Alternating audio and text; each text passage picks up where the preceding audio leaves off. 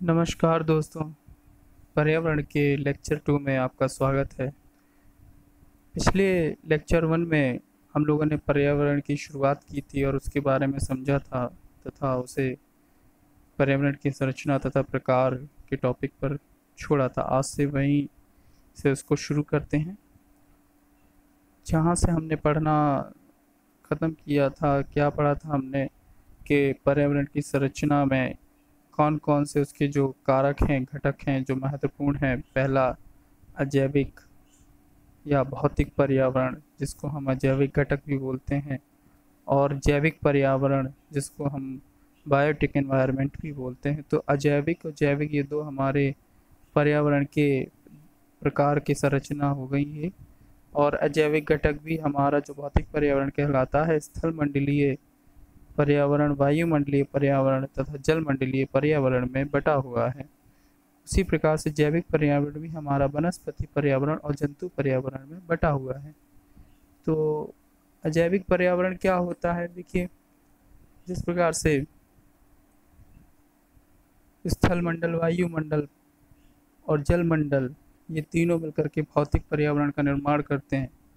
और इसमें शामिल क्या क्या होते हैं? भौतिक का अर्थ होता है जो फिजिकल एग्जिस्टेंस करता है, जो हम देख सकते हैं, छू सकते हैं, एक तरीके से जो किसी आकृति का निर्माण करते हैं, जो किसी स्थान का निर्माण करते हैं, वो भौतिक पर्यावरण के क्षेत्र कहलाते हैं। जैसे पर्वतों का पर्यावरण, पठारों का पर्यावरण, मैदानी पर्यावरण, झील पर्यावरण, सरिता हिमनद पर्यावरण, मरुस्थलीय पर्यावरण, सागर पर्यावरण तथा सागरीय पर्यावरण। ऐसे कई सारे पर्यावरण जो भौतिकी पर्यावरण में आ जाते हैं।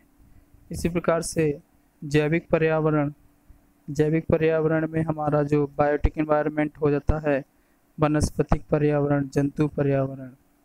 तो इसका हिस्सा क्या क्या हो जाता है? वनस्पति पर्यावरण, जंतु पर्यावरण में तो आप जानते ही हैं कि वनस्पति में हमारी पूरी सभी प्रकार की वनस्पतियाँ, और जंतु पर्यावरण में हमारे सभी प्रकार के जंतु, जिसमें हमारे अपघटक, बैक्टीरिया और सूक्ष्म जीव, मनुष्य, सभी प्रकार के जीव जंतु शामिल हो जाते हैं। तो ये वनस्पति पर्यावरण, जंतु पर्यावरण, जैविक पर्यावरण के दो घटक हो गए।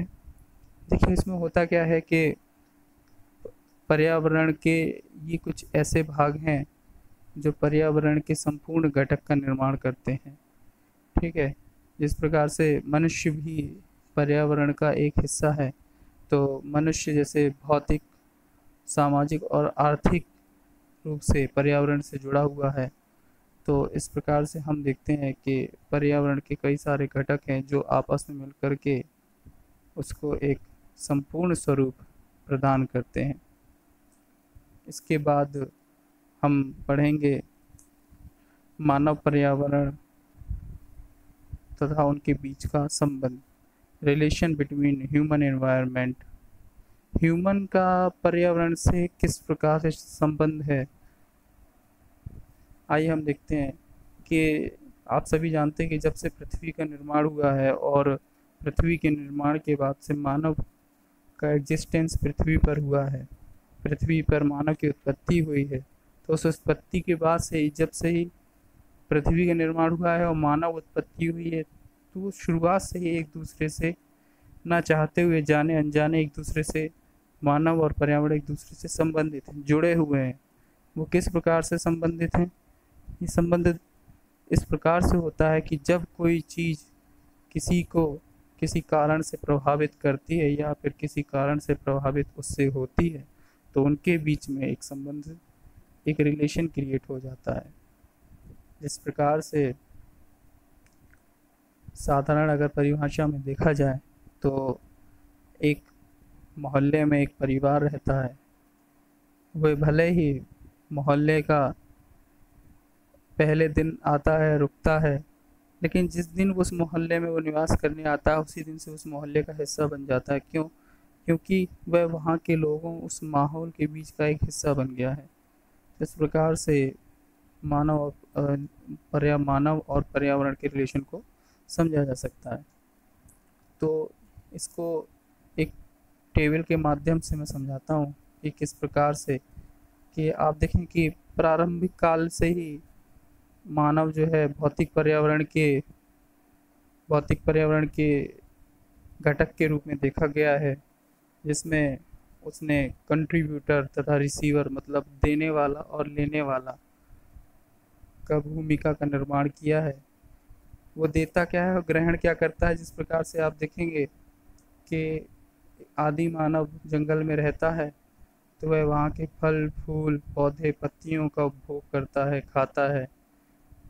अगर आप देखेंगे कि जैसे फल खाता है तो वह उनके बीजों को खा करके ज़मीन पर फेंक देता है, जिससे नए पौधे उत्पन्न हो जाते हैं। तो इस प्रकार से वह ग्राही कंट्रीब्यूटर और रिसीवर दाता और ग्राही का काम करता है। आप देख सकते हैं कि मैंने एक टेबल बनाई है, इसमें उनको कालखंड समय के अनुरूप और मानव स्वरूप के रूप और उनके संबंधों के रूप में उनको जोड़ के दिखाया है। तो आप देखें इसमें कि अगर हम प्रारंभिक काल में देखें तो मनुष्य का प्रारंभिक काल आखेटक एवं भोजन संग्राहक की भूमिका रही है। आखेटक अर्थात मतलब क्या है, शिकारी। प्रारंभ में मनुष्य क्या करता था, शिकार करता था। उसे कृषि करना तो आती नहीं थी, तो वह शिकार करता था और भोजन को संग्रह करके रखता था अपने समय के लिए। तो एक प्रकार से वह क्या था, वह भौतिक मनुष्य था। भौतिक मनुष्य कहने का मतलब क्या है कि सिर्फ उसे अपनी बेसिक नीड पूरी करनी थी। उसकी बेसिक नीड क्या थी, सिर्फ भोजन खाना, अपने को जीवित रखने के लिए। तो वह क्या था, उस पर्यावरण का एक कारक था, उसी का एक फैक्टर था, उसी का एक हिस्सा था।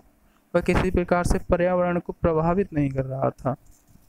फिर अगले कालखंड में मनुष्य ने जैसे ही विकास किया तो देखते हैं कि वह पशुपालन व पशुचारण करता है।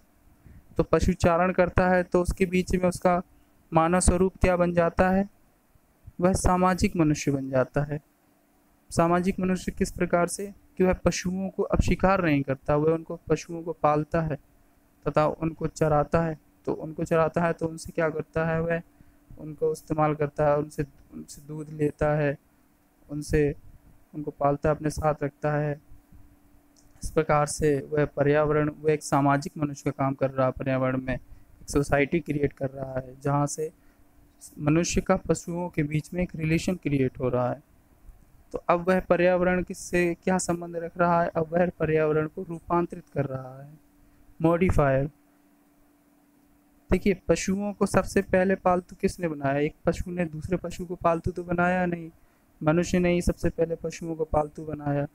तो उसने क्या किया, जो स्वरूप था पर्यावरण का उसको रूपांतरित करना उसने प्रारंभ किया, मॉडिफाई किया उसने, थोड़ा सा उसमें सुधार सुधार किया। आप जैसे देखते हैं ना कि लोग गाड़ियों को लाते हैं, खरीदते हैं, तो अपने अनुरूप उन्हें मॉडिफाई करवाते हैं।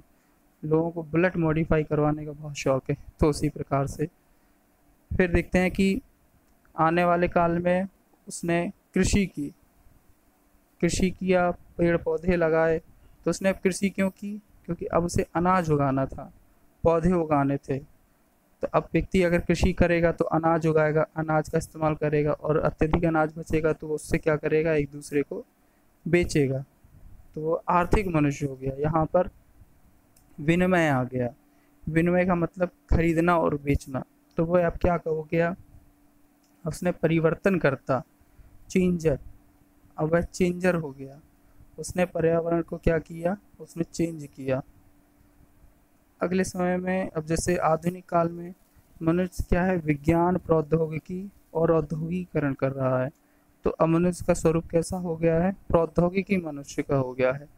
तो अब वो क्या कर रहा है, डिस्ट्रॉय कर रहा है, विध्वंस करता।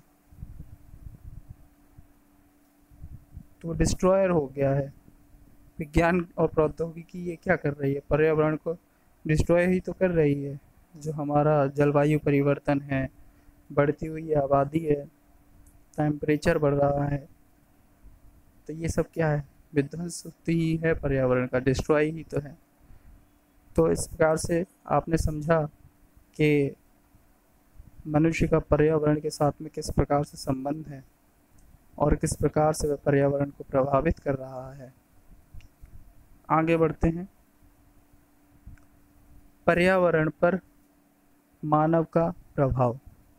देखिए, ये जो टॉपिक आपको पढ़ाए जा रहे हैं ये फैक्चुअल ना होकर के कॉन्सेप्चुअल है, तो इनसे बनने वाले जो प्रश्न होंगे उनकी प्रकृति अलग प्रकार की होगी। तो ये किसी प्रकार से फैक्चुअल प्रश्न तो इनसे नहीं बनेंगे, लेकिन कॉन्सेप्चुअल प्रश्न ज़रूर बनते हैं।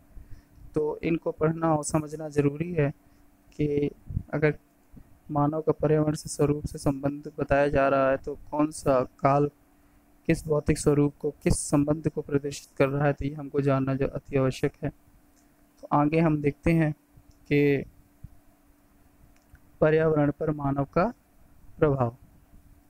पहले पर्यावरण से मानव का संबंध था, फिर पर्यावरण पर मानव का प्रभाव। देखिए, पर्यावरण तो मानव पर प्रभाव डालती ही है, लेकिन पर्यावरण पर मानव का क्या प्रभाव है ये हम देखते हैं। देखिए, किसी भी चीज़ का अगर किसी पे प्रभाव पड़ता है तो दो तरीके से पड़ता है। एक तो डायरेक्ट इम्पैक्ट होता है जिसको हम प्रत्यक्ष प्रभाव बोलते हैं, और एक होता है अप्रत्यक्ष प्रभाव, इनडायरेक्ट इम्पैक्ट।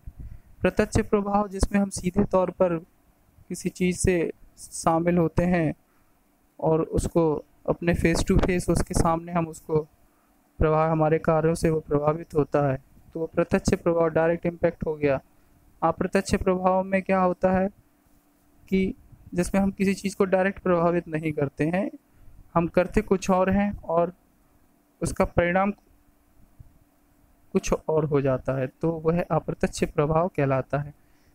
प्रत्यक्ष प्रभाव से कैसे कि हमने आग जलाई, कोयला दहन किया तो कार्बन उत्पन्न हुआ, तो वह सीधे सीधे वायुमंडल में जा कर के मिल गया और उसने क्या क्रिएट किया, कार्बन एमिशन क्रिएट किया। अप्रत्यक्ष प्रभाव में हम देख सकते हैं कि हम क्या करते हैं, जैसे हम कृषि करते हैं तो कृषि करने के लिए हम अत्यधिक सिंचाई करते हैं, नलकूपों का इस्तेमाल करते हैं, तो ज़मीन के पानी का अत्यधिक दोहन करते हैं।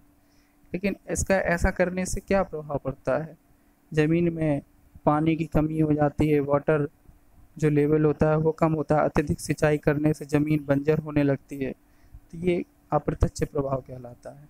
तो क्रमशः हम समझते हैं कि प्रत्यक्ष प्रभाव और अप्रत्यक्ष प्रभाव क्या है।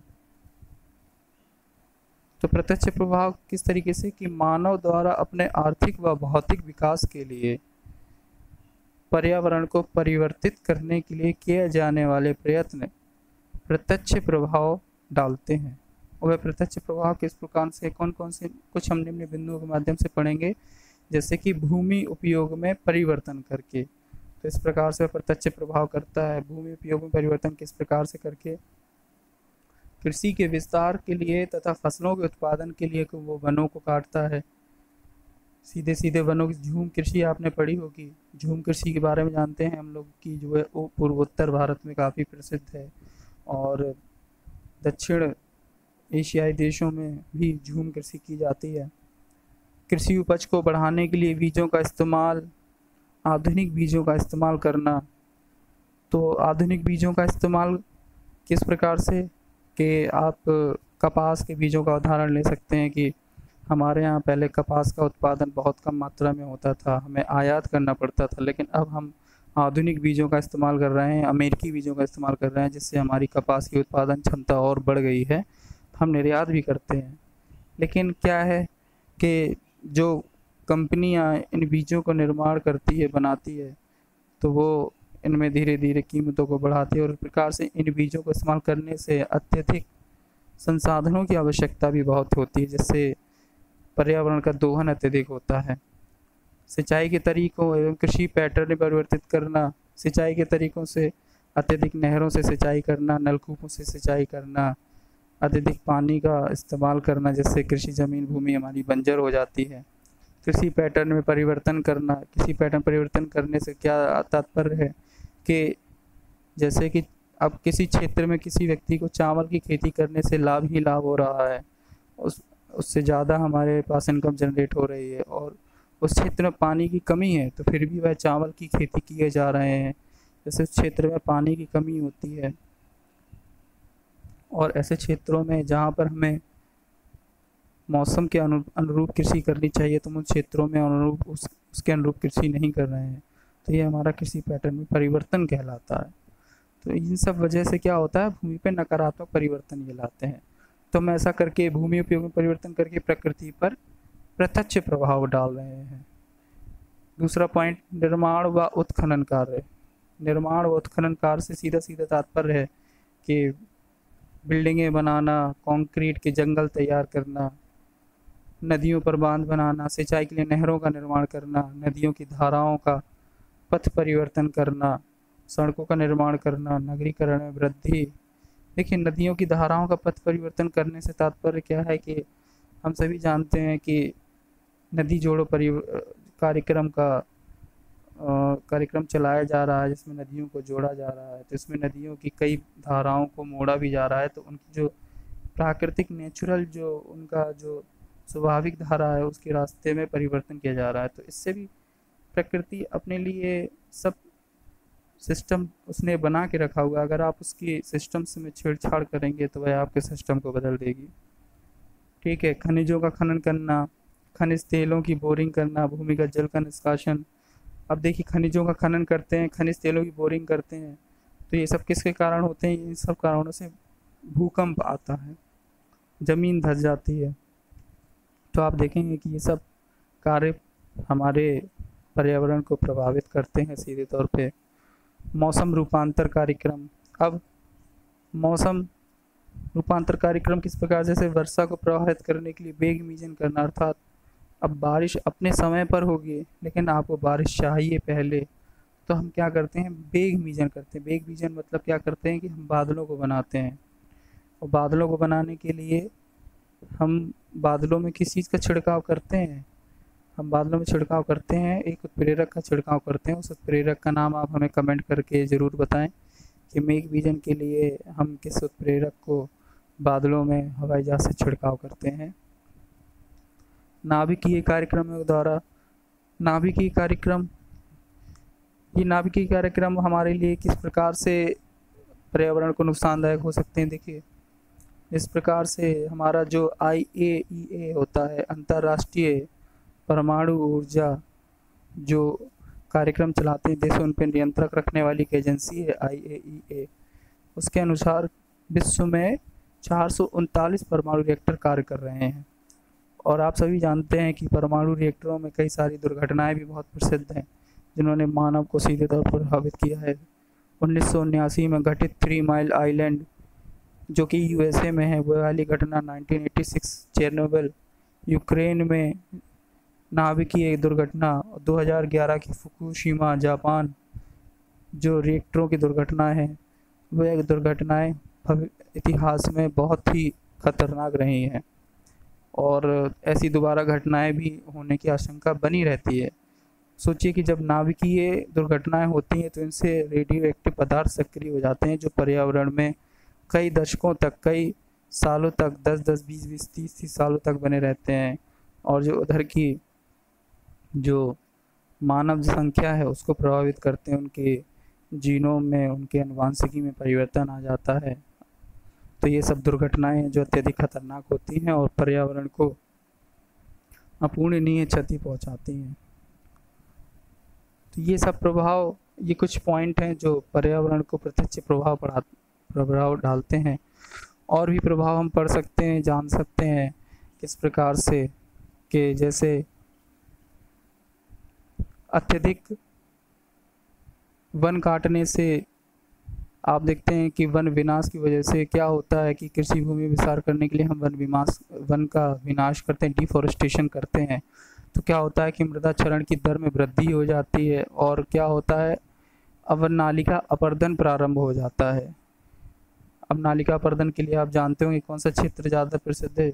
हमारा जो चंबल का क्षेत्र है वह अब नालिका अपर्दन के लिए ज़्यादा प्रसिद्ध है। ठीक है, अत्यधिक भूक्षरण के अत्यधिक भूक्षरण के फलस्वरूप नदियों में अवसाद बढ़ जाता है। अवसाद बढ़ने से नदियाँ उथली हो जाती हैं।